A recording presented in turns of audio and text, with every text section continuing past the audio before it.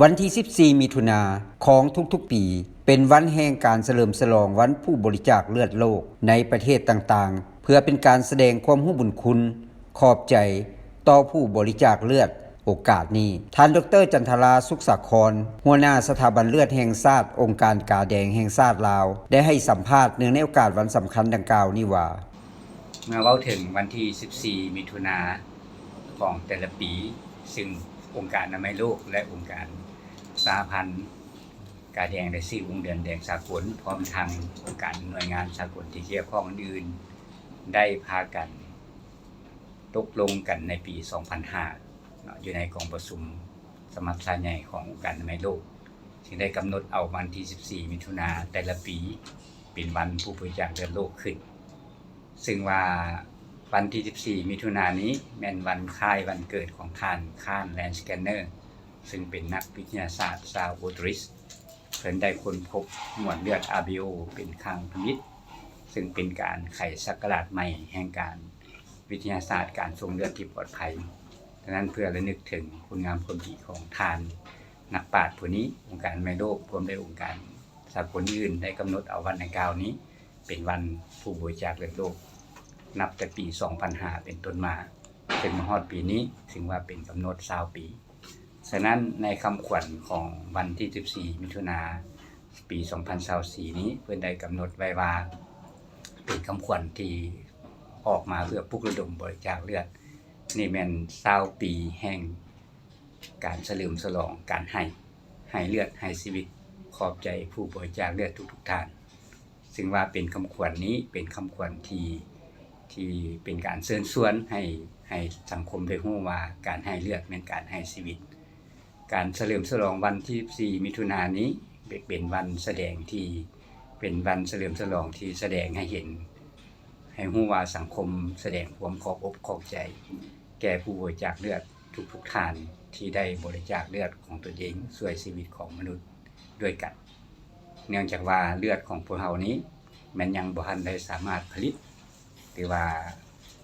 เอามาจากแหล่งอื่นได้นอกจากว่าคนเฮาเท่านั้นหรือมนุษย์เฮาเท่านั้นที่จะบริจาคให้กันฉะนั้นในคำขวัญของเพิ่นว่าการให้เลือดแม่นให้ชีวิตซึ่งว่าเป็นการระดมหรือว่าเป็นการปลุกระดมให้มวลชนได้ระลึกถึงหรือว่าได้รู้ถึงคุณงามความดีของผู้บริจาคเลือดที่ได้เสียสละเลือดให้แก่ผู้อื่นหมายความว่าให้ชีวิตของผู้อื่นฉะนั้นเพื่อเป็นการเฉลิมฉลองวันสากลดังกล่าวนี้ทางสถาบันเลือดแห่งชาติองค์การกาแดงแห่งชาติลาวก็ได้เฮ็ดการแจ้งการให้แก่บรรดาแขวงในขอบเขตทั่วประเทศได้เฉลิมฉลองเป็นกระบวนการที่ฟุดฟื้นในที่อาทิตย์ที่ผ่านมานี้พวกเขาก็ได้ไปจัดงานเฉลิมฉลองที่แขวงคำมวนซึ่งมีการนำขั้นสูงของแขวงมีประธานการกาแดงแห่งชาติลาวเข้าร่วมมีมวลชนของแขวงคำมวนเข้าร่วมเป็นจำนวนประมาณ700 คนถึงว่าพวกเขาสามารถได้รับการบริจาคเลือด254 ถุงในวันที่ 7 มิถุนายนที่ผ่านมาและเฉพาะนครหลวงเวียงจันทน์ซึ่งว่าเป็นใจกลางเนาะของการพัฒนาต่างๆนี้และพวกเขาจะได้จัดการเฉลิมฉลองวันผู้บริจาคเลือดโลกร่วมกับประชาคมโลกในทั่วโลกขึ้นเนาะอยู่ที่ศูนย์การค้าลาวไอเทคสันหาซึ่งว่าพวกเขาจะจัดในวันศุกร์ที่ 14 มิถุนายนซึ่งเป็นวันผู้บริจาคเลือดโลกเองนั่นเลยเนาะแล้วก็จะมีการนำขั้นสูงเข้าร่วมจะมีมวลชนทั่วนครหลวงเวียงจันทน์จากพนักงานราชการจากกระทรวงกรมของต่างๆจากองค์การจัดตั้งต่างๆพร้อมทั้งบรรดาหน่วยธุรกิจของจากโรงงานสถาบันการศึกษาบ่ต่ำกว่า 1,500 คนอยู่ในวันที่ 14 ถึง 6 ปี 2024 นี้ที่ศูนย์การค้าลาวไอเทคในพิธีดังกล่าวนั้นจะมีการโฮมสมุนมีตติ้ง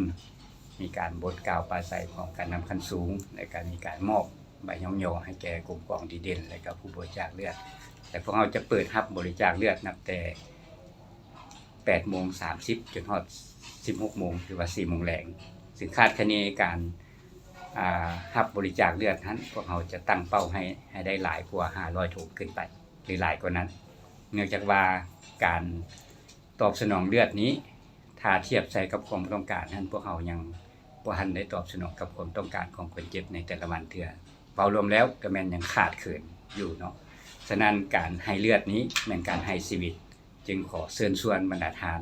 อยู่ในนครหลวงเวียงจันทน์เนาะจงได้ประกอบส่วนและก็พร้อมกันเฉลิมฉลองวันที่4 เดือน 6นี้เป็นวันผู้บริจาคเลือดโลกนี้ร่วมกับประชาคมในทุกๆประเทศทั่วโลกที่ได้จัดในวันดังกล่าวเพื่อขอบอกขอบใจผู้บริจาคเลือดและเพื่อให้มีเลือดสนองแก่คนเจ็บให้มีความสม่ำเสมอข้าพเจ้าอยากให้ห้องที่หนึ่งบ่แม่นเฉพาะแต่กับวันที่4 เดือน 6นี้กับวันต่อๆไปที่จะทานสามารถมีเงื่อนไขที่จะบริจาคเลือดกับเชิญชวนสามารถบริจาคเลือดได้บ่ว่าอยู่สถานบันเทิงแห่งชาติหรือว่าบ่อนออกหน่วยต่างๆหรืออยู่วันบรรดาแขวงต่างๆเงื่อนไขผู้บริจาคเลือดก็มี17 ปีขึ้นไปทางด้านอายุน้ำหนัก45 กิโลขึ้นไปและก็มีสุขภาพแข็งแรงบ่ว่าเพศหญิงเพศชายก็สามารถบริจาคเลือดได้สำหรับเพศชายก็แม่นห่างกัน3 เดือนสำหรับเพศหญิงห่างกัน4 เดือนท่านสามารถบริจาคได้อย่างต่อเนื่องและก็บ่เป็นอันตรายหยังก็ชีวิตย้อนว่ามีพนักงานวิชาการพวกเรามีการกวดก่อนจะบริจาคเพื่อรับประกันความปลอดภัยของท่านเองรับประกันความปลอดภัยของผู้รับเลือดนั้นอีกตามเป้าหมายของปี2024นี้ทั่วประเทศพวกเราต้องให้บรรลุ 78,000 ถุงซึ่งว่ามาฮอด6 เดือนนี้พวกเราก็ยังบ่ทันได้บรรลุตามตัวเลขคาดหมายสู่ส่วนนั้นเทื่อและปี2025พวกเราจะให้บรรลุ 80,400 ถุงแต่ฮอดปี2030พวกเราต้องบรรลุ 120,000 ถุงจึงสามารถตอบสนองการความต้องการของคนเจ็บได้ดังนั้นอีกหนึ่งข้าพเจ้าขอเรียกร้องมายังมวลชนทั่วไปจงได้ประกอบส่วนเข้าในการบริจาคเลือดนี้เป็นการให้เลือดการให้ชีวิตขอขอบใจมานำการนำสั้นสูงบรรดาการนำของกลุ่มกองต่างๆที่ได้ให้การสนับสนุนเวียกงานของพวกเราตลอดถึงผู้บริจาคเลือดที่ได้ให้การบริจาคเลือดแบบสมัครใจบ่ยอมสิ่งตอบแทนเพื่อก้าวเข้าไปถึงการตอบสนองเลือดที่เพียงพอปลอดภัยและทันเวลาอยู่ในสปปลาวพวกเราขอขอบใจหลายๆ